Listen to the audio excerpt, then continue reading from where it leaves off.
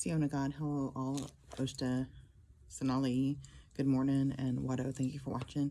This is day 25. I missed it yesterday, so y'all are going to get a twofer. I'll do two separate ones so that nobody's listening in 20 minutes, because I know sometimes you got to have like that 10 minutes or less to kind of process what's going on if it's triggering for you. This is day 25 of Transformation of America, the True Life Story of CIA Mind Control Slave by Kathy O'Brien with Mark Phillips. And we are on chapter 6 of Kathy's story. When Houston became my appointed mind control handler in 1980, Bird's influence on my mind boosted Houston's entertainment career. His travels had expanded to accommodate covert drug and money laundering operations across the U.S. and Mexico and Canada and throughout the Caribbean. Houston had and has a great deal of show money, but I was never permitted to access it. Poverty was one more means of control I endured. As slaves, like myself, were not afforded the freedoms that having money allows. When I was working 3 menial jobs during college, all of my money was taken from me by my parents. All money earned by Cox's Cocaine and Body Parts Enterprises was reinvested in the coven and drugs, leaving us dependent on charities for our basic necessities. With Houston, I had to earn every penny I spent on groceries and necessities over and over again, which made earning my keep a deliberately impossible cycle. This kept me financially dependent and further hindered my ability to escape, even if I had known enough to attempt it. My innate protective maternal instincts as a mother may have been accentuated due to my past unsuccessful attempts to protect my brothers and sisters. I now had 2 sisters. It was my desperate need to keep Kelly safe that drove me to the point of fight or flight. When I was transferred to Houston, I had long ago lost my ability to fight, but my new maternal instincts compelled me to flight. I did all I could to save Kelly and myself from Houston and her fate in Project Monarch. Since I had no ability to reason and was amnesic, I fled to my parents' new house in affluent Grand Haven, Michigan. I had no concept of what I was running from or to. I arrived with my baby daughter in my arms and tattered clothes on our backs and what few donated belongings I had acquired for Kelly. Within a few days, my parents received and followed Senator Bird's instructions and turned me back over to Houston, who in turn sent me back to Louisiana for further conditioning. After 3 more months of intense nonstop tortures by Cox, I could not think to follow maternal instincts and barely knew my own name. I had no idea how old I was, where I was, how long I'd been there, and what had happened to Kelly during that time. Kelly's own testimony and current programmed polyfragmented multiple personality / dissociative identity disorder reflects the high-tech sophisticated conditioning and torturous trauma she endured during this and numerous ensuing times that we were separated. When I was returned to Houston as orchestrated by Bird, my brain contained a series of new compartments ready to be programmed and led. Intensive mind control behavior programming began at once, and Houston ensured that I was taken to my appointed destinations under the guise of his travels in the country music industry. In the early 1980s, my base programming was instilled at Fort Campbell, Campbell, Kentucky, by U.S. Army Lieutenant Colonel Michael Aquino, Aquino. Aquino holds a top-secret clearance in the Defense Intelligence Agency's Psychological Warfare Division, PSYOPs. He is a professed neo-Nazi, the founder of the Himmler-inspired Satanic Temple of Set, and has been charged with child ritual and sexual abuse at the Presidio, Presidio daycare in San Francisco, California. But like my father and Cox, Aquino remains above the law while he continues to traumatize and program CIA-destined young minds in a quest to reportedly create the superior race of Project Monarch mind control slaves.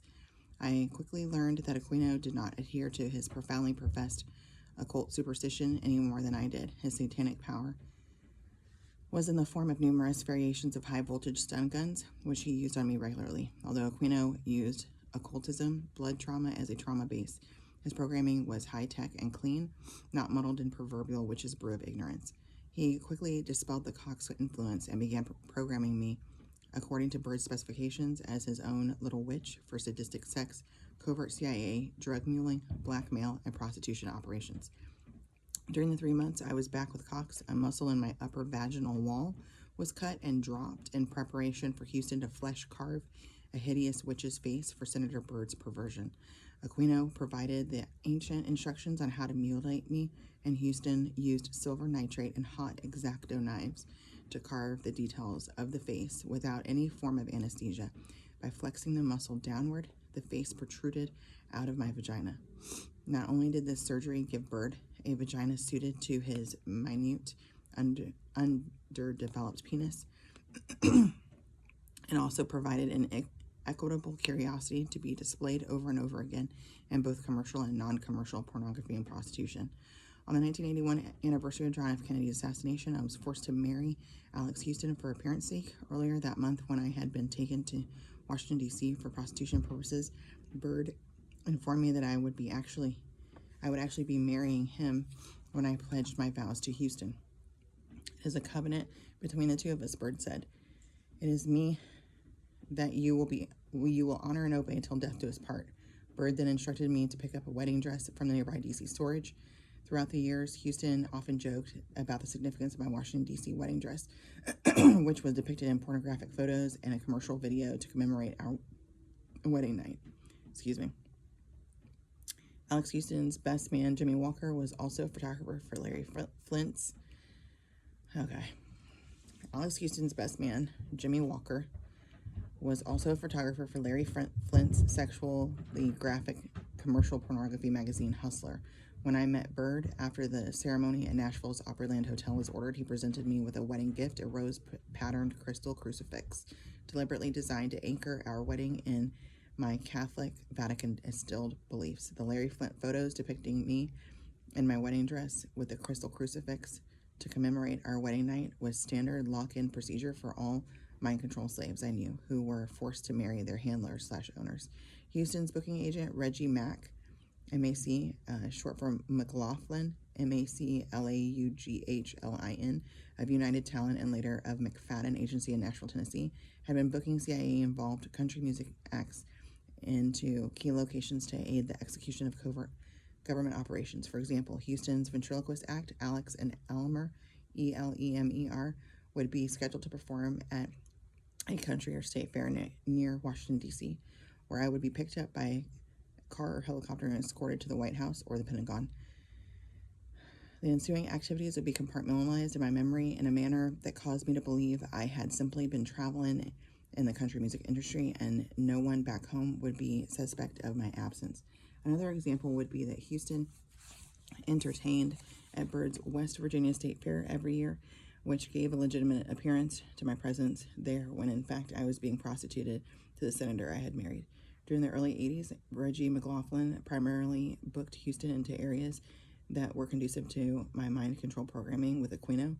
I was first subjected to Aquino's tortures and programming in Fort Campbell, Kentucky, for McClellan and Anniston, Alabama, and most frequently at Redstone Arsenal and Marshall Space Flight Center in Huntsville, Alabama.